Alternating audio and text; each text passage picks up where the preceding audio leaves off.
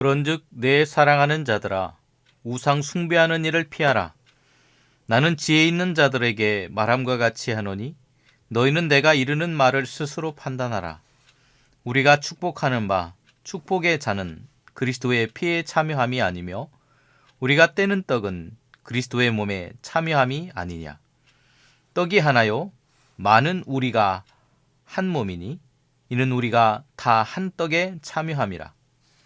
육신을 따라 난 이스라엘을 보라. 제물을 먹는 자들이 제단에 참여하는 자들이 아니냐. 그런즉 내가 무엇을 말하느냐. 우상의 제물은 무엇이며 우상은 무엇이냐. 무릇 이방인이 제사하는 것은 귀신에게 하는 것이요 하나님께 제사하는 것이 아니니 나는 너희가 귀신과 교제하는 자가 되기를 원하지 아니하노라. 너희가 주의 잔과 귀신의 잔을 겸하여 마시지 못하고 주의 식탁과 귀신의 식탁에 겸하여 참여하지 못하리라. 그러면 우리가 주를 노여워하시게 하겠느냐. 우리가 주보다 강한 자냐. 아멘. 우상이 아닌 주님과 교제하기 라고 하는 제목을 잡았습니다. 참으로 어려운 상황 가운데서 우리의 삶 가운데 늘 함께 하시고 도우셨던 그 주님을 의지하고 교만을 버리고 겸손한 신앙의 모습으로 날마다 성숙해가는 우리의 모습이 되고자 지난주 함께 말씀을 나누었습니다. 고난과 어려움을 우리도 경험할 수 있습니다.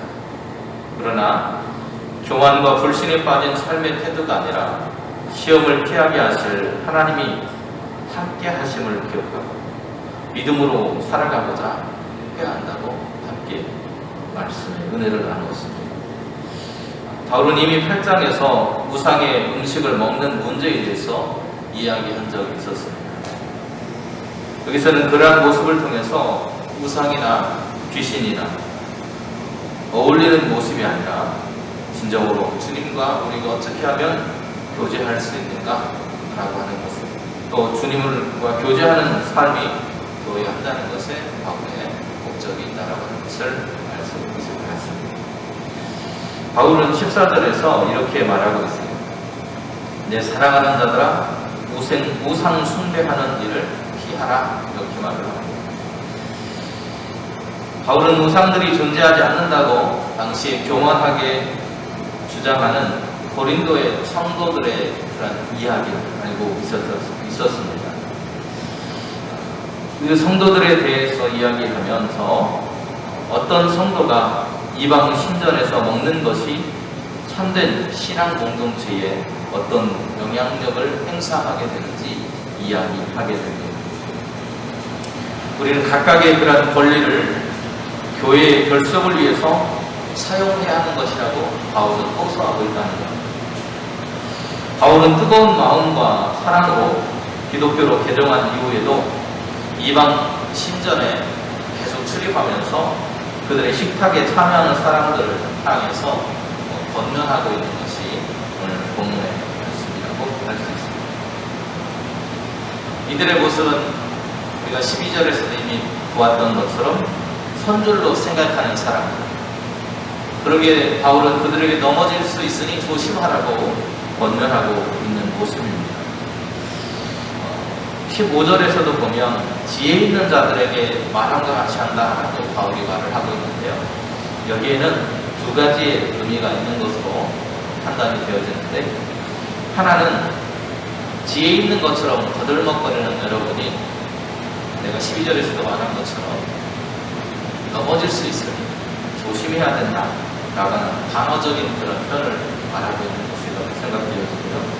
또 다른 한편으로 생각해보면 내가 지금 여러분에게 들려주는 이야기를 지혜롭게 판단해서 그 생각으로부터 돌이켜서 살아가야 한다라고 하는 이야기를 들려주고 있는 것으로 보여집니다.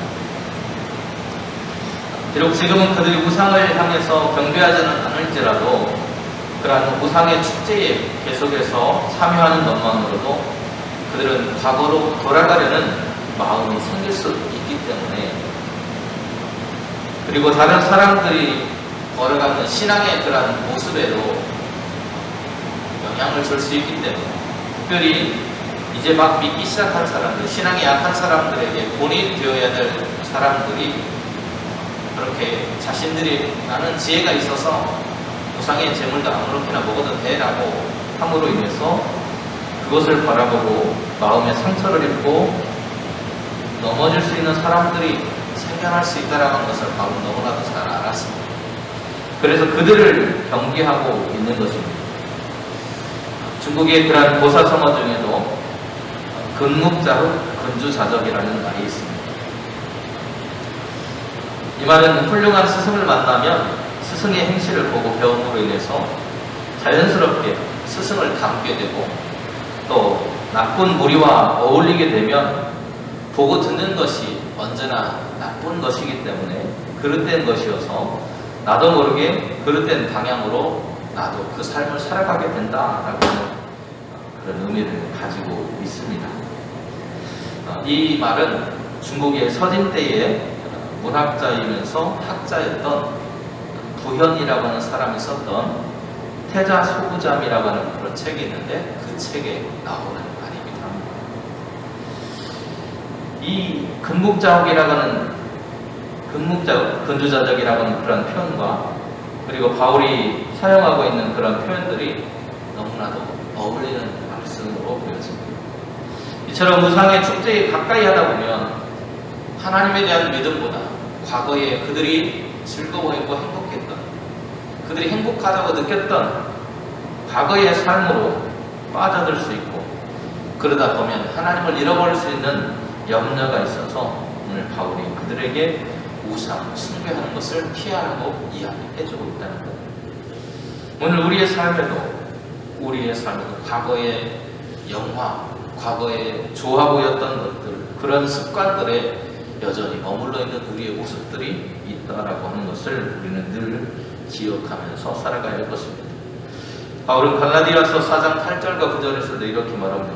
그러나 너희가 그때에는 하나님을 못하여 본질상 하나님이 아닌 자들에게 종노릇하였더니 이제는 너희가 하나님을 알 뿐더러 하나님의 아심바 되었거늘 어찌하여 다시 약하고 천한 초등학문으로 돌아가서 다시 저희에게 종노릇하려 하느냐. 우리의 삶이 과거에 머물러 있으면 여전히 우리는 그 과거에 종노릇되어서 살아갈 수밖에 없다고 바울은 이야기해 주기에 우상을 숭배하는 그런 삶으로부터 멀어져야 된다고 가르쳐주고 있다는 겁니다. 또 15절에서 18절에서 그는 주님과 더욱더 교제해야 된다는 이야기를 하고 있습니다. 유대인들은 제사를 드리고 나면 그 드렸던 제물과 함께 가족들과 함께 성전의 뜰에서 신성한 축제를 가지곤 했습니다. 거기에는 제사장들도 같이 참여하게 됐습니다. 그래서 제단에 드려지지 않고 남은 제물은 거기에 참여한 사람들이 함께 나누어 먹는 그런 유대인들의風습이 있었습니다. 제물을 먹는 것은 하나님께서 죄인들에게 주시는 은총과 화해의 그런 도중이 되는 행동이라고 믿었습니다. 그래서 그들이 음식을 먹음으로 인해서 그런 교제 속에, 그런 보증 속에 들어간다고 믿었던 겁니다. 마찬가지로 우리가 성만찬이라고 하는 예식을 행합니다. 주님의 살과 피를 나눠 먹는 예식이죠. 그 성만찬에 우리가 참여하는 것은 하나님과 인간 사이에 화목이 이루어졌다라고 하는 화해를 표현해 주는 것이 그 빵과 포도주입니다. 바울은 그리스도와의 교제를 그래서 강조하는데요. 성만찬에 대한 이야기를 그래서 꺼내고 있습니다. 이 떡이라고 하는 은유를, 그리스도의 몸을 교회의 일치와 연대를 표시하는 상징으로 설명하고 있는 것입니다.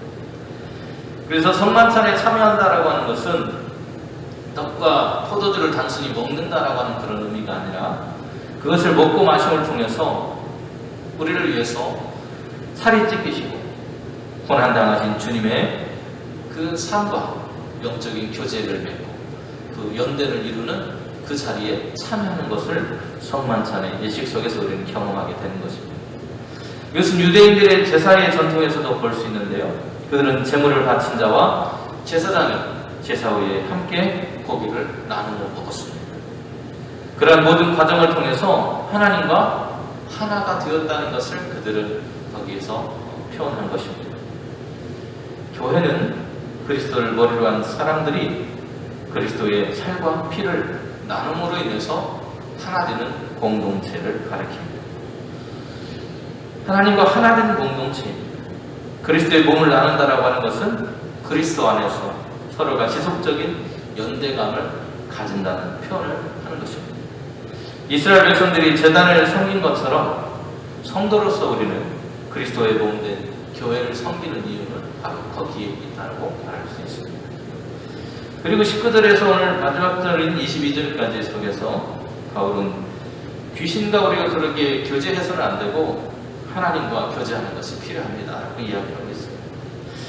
유대인들은 희생제물을 제단 위에 태워드리고 남은 고기를 제사장과 제물을 드리는 사람들이 성전의 뜰에서 나누어 먹게 됩니다. 레위기 7장 15절에 보면 이렇게 그 상황을 기록해요.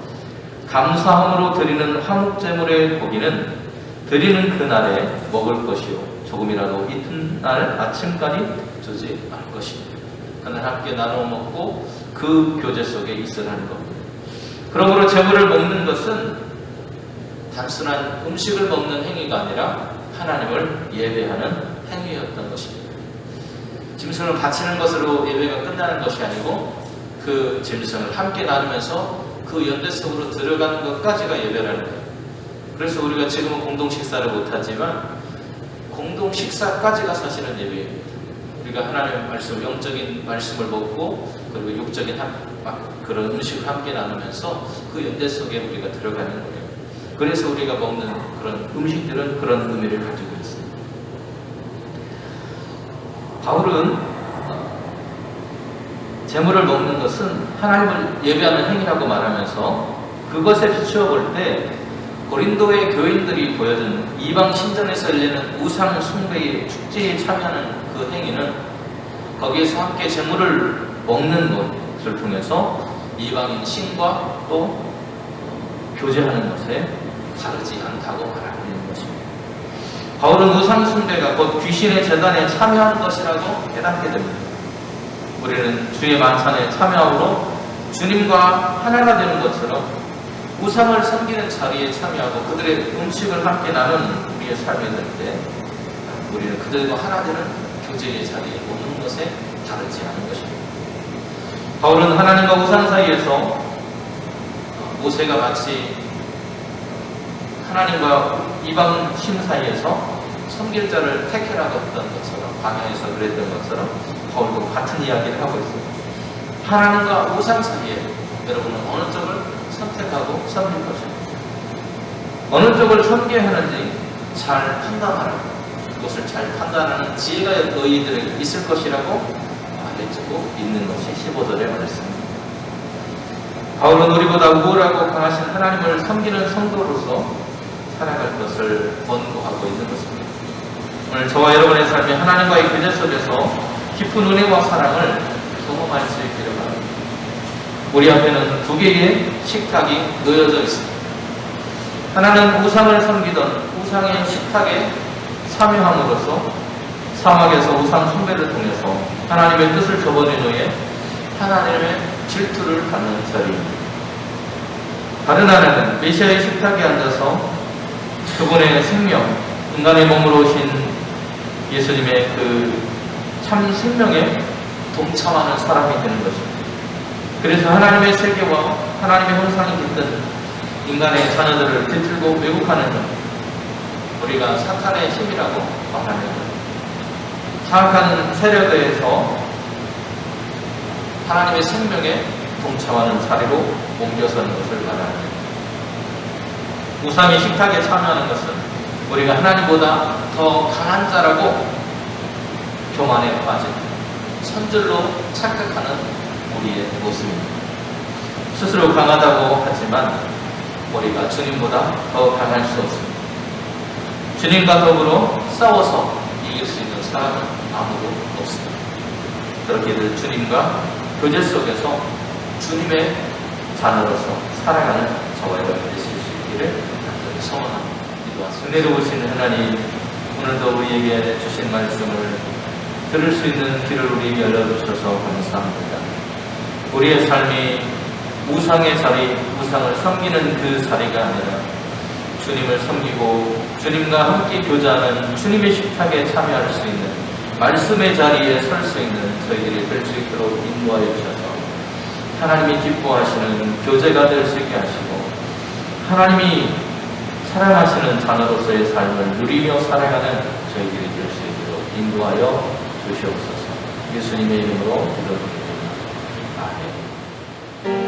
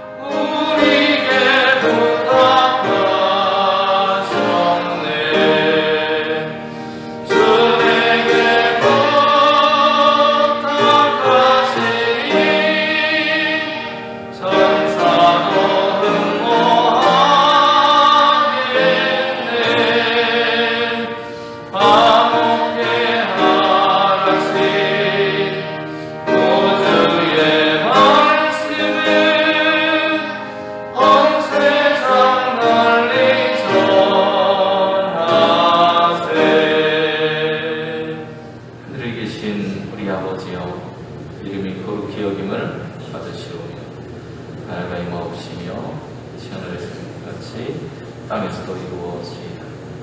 오늘날 우리에게 일용할 양식을 주시옵고 우리가 우리에게 죄 지은 자를 사하여 준 것 같이 우리 죄를 사하여 주시옵고 우리를 시험에 들게 하지 마시옵고 다만 악에서 구하시옵소서. 그 나라와 권세와 영광이 아버지께 영원히 있사옵나이다.